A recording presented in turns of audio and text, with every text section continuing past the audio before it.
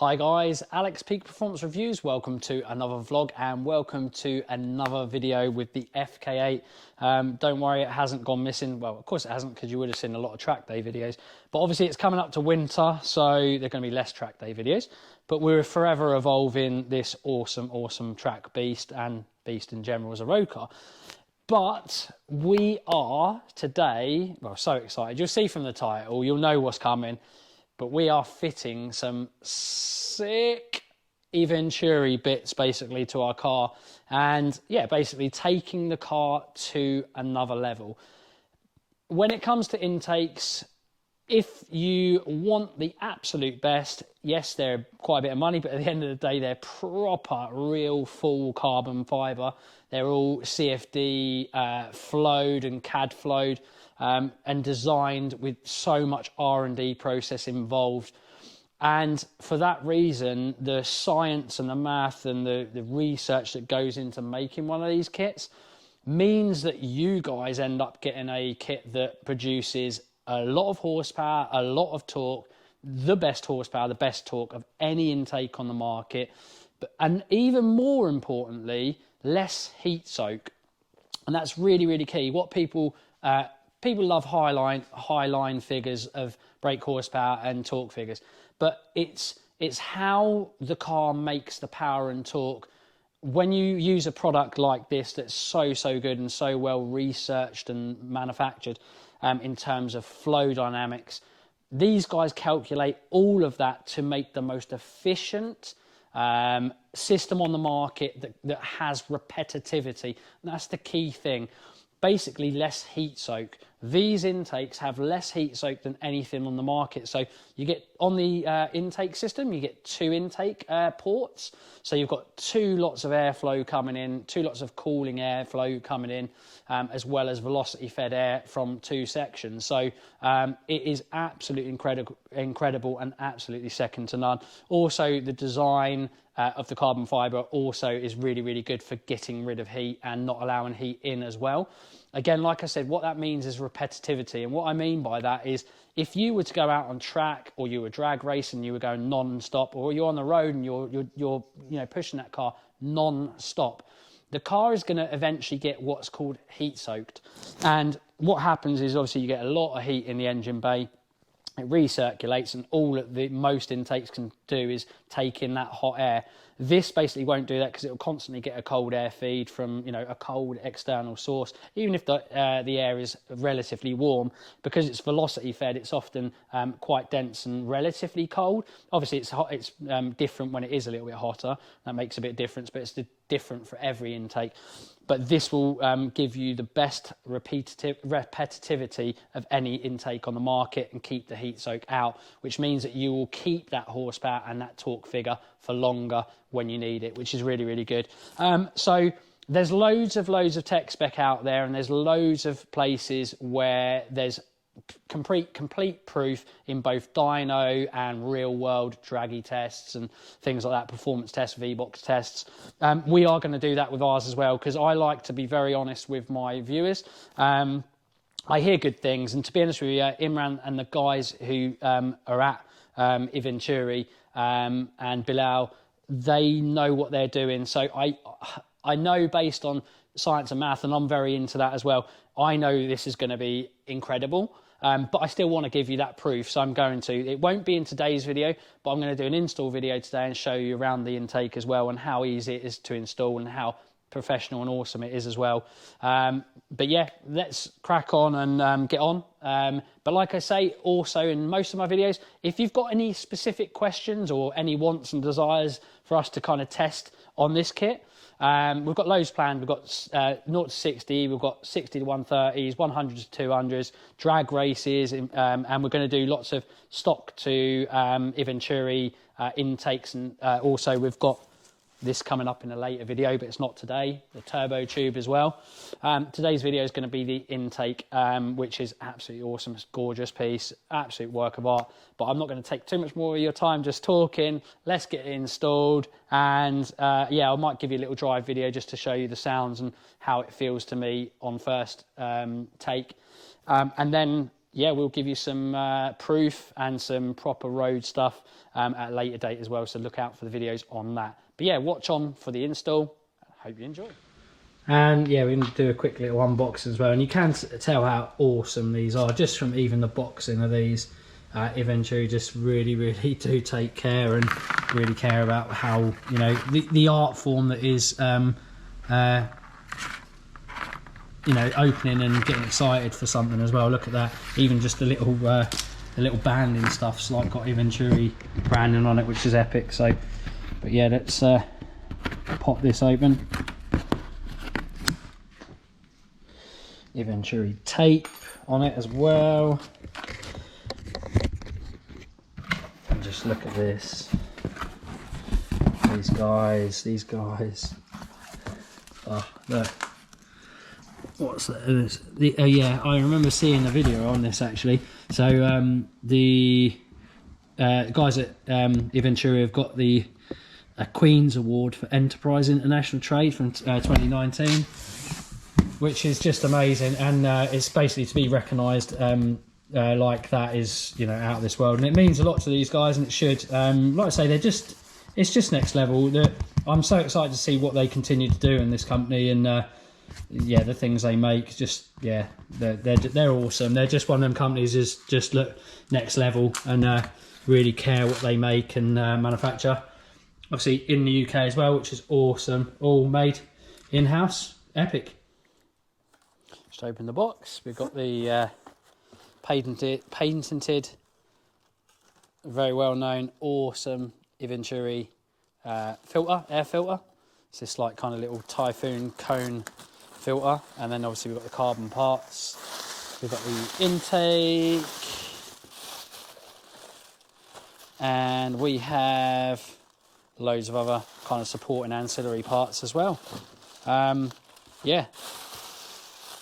Let's stop talking and let's get it fitting. I don't really want to spoil it all for you when you unbox your own one, but I'm telling you, I can't believe it. I tell you what, I'm not even going to lie, it makes me pretty... It's just, I'm so excited and almost emotional. It's just everything, every fixing point and part is carbon fibre. It's just, apart from, I think there's a few little bits of bracketry, but tiny amounts. But it's just, and it's the best carbon fibre as well. It's just gorgeous. Proper pre-preg, gloss finish though. Beautiful carbon fibre, and that is like, it's like a bit of paper, guys. I'm gonna weigh actually the stock parts and this as well. Crazy.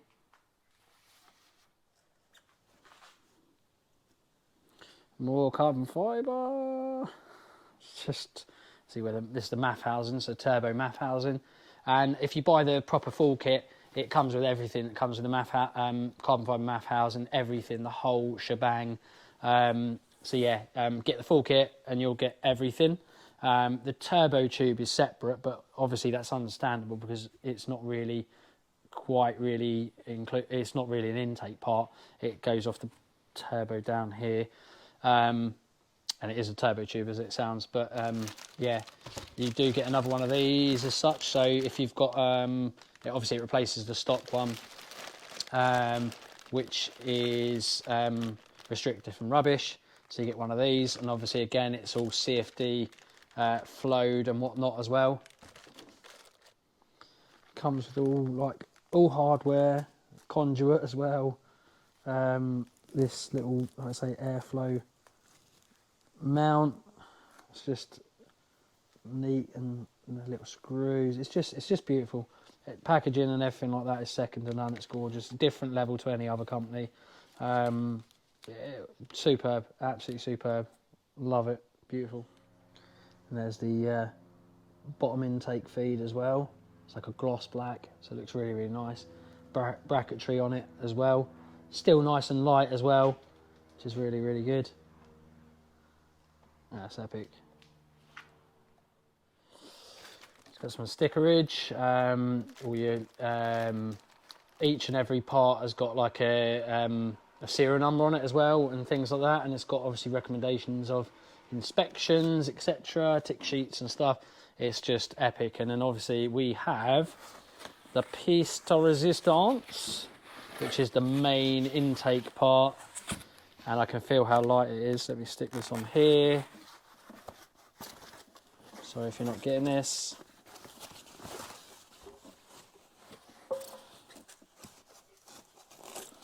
Look at this, guys. Get this out of the way. Oh my word. Look at that. Holy, it's just absolutely beautiful. And then you'll just see, you'll see this kind of rubber bit, and they seal it with this like really nice little fibre tape. It's brilliant. But obviously it looks like that because obviously it's got to obviously be flexible, and you basically put the intake in there, and then it will just it will kind of fold these all flat as such and keep almost like a hermetic seal, so it seals the box so no airflow's escaping and whatnot, so you get anything where it shouldn't be, and it will be sucking how it needs to and should be. Just look at it. Oh, it's just beautiful. There's my serial number, bespoke to my actual unit. And just look at this bit. It just does not weigh anything. It's so light, and it's just beautiful. It's literally automotive car part porn. Gorgeous, gorgeous, gorgeous.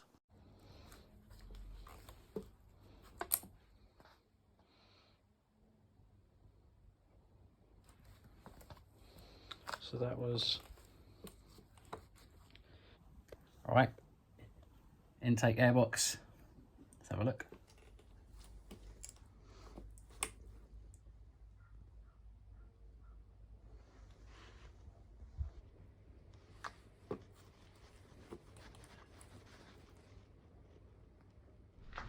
Right, so yeah, nut down the back is all done up, and just done up the you should see it, like say, it lines up really nice. If you've got this wriggled in and it's in the right place, like say, that bracket shouldn't be needed to be manipulated, and it will sit nice and flush. Yeah, pop that bolt back on. There actually isn't a washer with that bolt. I can't remember whether there was in the intake kit, but I've just found one because it works better with a bracket, with a washer even. So I've just stuck one on there, and yeah, looking good. Let's get the airbox. So I secured the the earth mount just down the back here, so just got to poke that back out and put the earth strap back on. Earthing strap back on, beautiful. Now we are running out of light. It's actually just starting to rain as well, so I'm going to have to take this to day 2. I have started this far too late in the afternoon. Nights are cold, horrible. Short days are drawing in the UK here, so I'm going to sign off. Well, not sign off, but bring this on to day 2. So day 2, here we go. So the next step is actually putting this conduit over what they say is the exposed wiring, which is basically this section here. This shape won't fit into the air intake and go through because it needs to be a certain small size. This is too bulky, so we're going to have to take this off and click it off. It's quite obvious how to do it, so I'm not going to show you as such, but yeah, let's get this off. It is pucker. I mean, it's so well done. All of this is all pre-cut for you as well, so you can just take it over the top. But yeah, you'll see, I'll show you now, down here, there's the exposed wire. So there's an apparent exposed wire. It's the exposed part that just needs to be covered by the conduit. Right, even though that's all done, the end's kind of just ever so slightly exposed. You can pull it and then it isn't, but I'm going to finish it off with some black electrical insulation just to cover it, and it'll bind all the kind of holes or semi-holes where the gaps and the if I turn it around, like those kind of bits, it'll press it all together and keep it together. So yeah, definitely going to use some black insulation tape. There you go, all wrapped and insulated. Job done. Right, we now got to remove the little rubber bushings and the metal bushings. You can do that by just sliding these out and then pushing the rubber through. This just basically you pull up and push the rubber through. There's the other one there. So 3 of them. 1, 2, 3. And obviously they'll go onto the Eventuri intake. This is what you should be left with. This rubber bung thing. The 2 rubbers. The 2 slide pins. And your 2 bolts. Okay, now with this in this orientation, if you see at the top there, you've got the bit that's the rubber bung is going to go in like that, and then one of your rubbers slides in there, and then you pin in through the top like that, and then your bolt is going to come in from behind. And your last one, which is there, it's quite obvious, just goes in there. I don't know whether you can see that. We've now got to go to our stock air box, remove the MAF sensor, and grab your MAF tube. There's different ones. Some have the MAF base or mount already pre-assembled on here. Ours doesn't, it comes separate, which is over there. So we're going to pop that on as well and go from there. We now need to install the filter part with its clamp onto the carbon tube, onto the end there like so. Voila, done.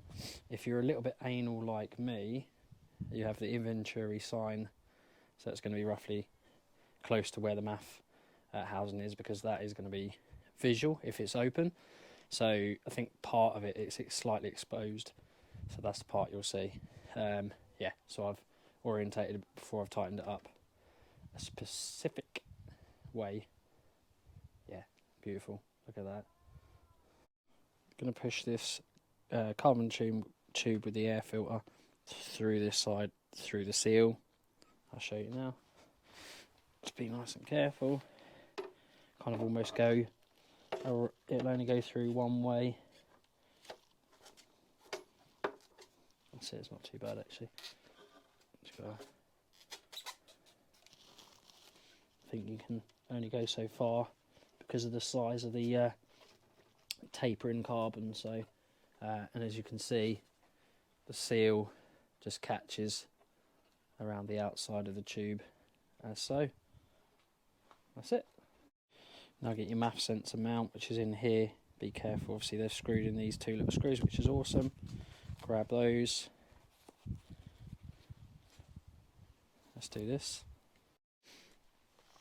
Then you're going to mount this. You can see it's just kind of got a curvature. It's going to go that way because obviously airflow comes in through the side, through the air filter, into the intake, throttle body, etc. So airflow is that way. Screws go through the 2 bigger holes. Put my screws down there, so I'll pop that on the MAF housing or MAF tube now. Little T10 socket goes on those little screws.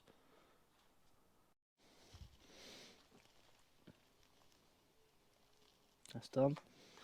If you're wondering what orientation the filter tube should lay in and lie in, there's a little indicator, almost like a little recess, you can probably see there, and another recess just there. So basically little indentation there and there, so I need to twist this a bit more this way. Get those roughly in line, happy days. So it's basically only one way. Well, it will slot in both ways, but you'll see that the screws will only line up if it's that orientation. So in this area, it's pointing up. Right, we've got it into this stage. So yeah, obviously the MAF sensor is on, all screwed up and done up, and we've now got the this on. We've got the bolts that are provided. They're going to go in, bolt at the bottom, pop this in, get this Jubilee clip in the orientation I want, plus this side and this side. So I'm going to turn these round actually the other way. I think that'll be better. Get those on, get them mildly secured, start getting the air filter in. Right, so we've got all the Jubilee clips and certain orientation and done up, and the intake turbo tube, or intake tube should I say, all buttoned up and done up. Yeah, that's all. The sensor wire is all electrical wire tubed, and yeah, we're ready to rock and roll. So just want to take the stock seal, rubber seal, and clip it in to this. You should be left with a little tail which will clip into the 5 little extra holes. 1, 2, 3, 4, 5 there. Let's stick it in. In the little kit provided, you will see that there's 6 little washers. They're like little rubber washers. They're actually used, I'll show you, for securing in between. You'll see that there's they don't fit very well, these bits. You put them in underneath these your little standard fittings, and you'll feel that they fix in, they just make it sit more flush. Have a look at the pictures online if you're not sure, because obviously it's quite hard for me to show you. Right, we are now at a point where we can put the carbon lid on. So we take off these remaining bolts that we've got, get our carbon lid out, which seals the end off here. Here, that'll be like that.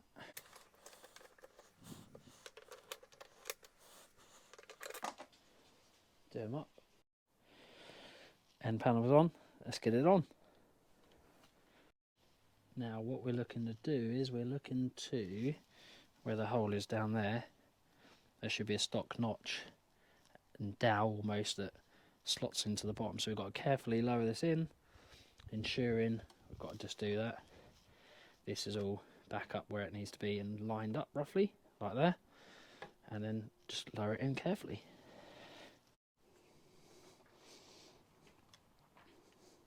Voila!